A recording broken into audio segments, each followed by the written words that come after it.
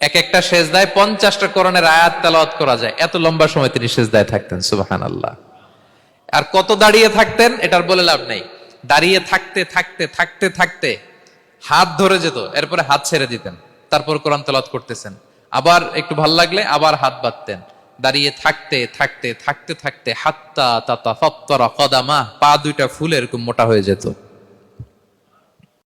আম্মা জান আয়েশা বলতেন, ইয়া রাসূলুল্লাহ কদ গুফিরা লাকা মা তাকদ্দামা মিন যামবিকা ওয়া মা তাআখার। আপনার তো এমনিই গুনাহ নাই, কিন্তু আল্লাহ ঘোষণা দিয়েছে আপনার আগের পরের সব গুনাহ মাফ। তা আপনার কোনো গুনাহই নাই, আপনি এত কষ্ট কেন করেন? বিষ্ণু বলেন, ইয়া আয়েশা আফালা আকুনা আবদান শাকুরা, আমি কি শুকরগুজার বান্দাদের অন্তর্ভুক্ত হতে চাইবো না? আমি কি আল্লাহর শুকরগুজার বান্দা হতে চাইবো না? আল্লাহ আমাকে ক্ষমা করেছেন ঠিকই, কিন্তু আমার তো কিছু দায়িত্ব আছে। আমি কি নিজেকে সর্বোচ্চ ভাবে আল্লাহর কাছে পেশ করব না? সারা রাত দাঁড়িয়ে বিষ্ণু ইসলাম এরকম কিয়ামুল লাইল করতেন।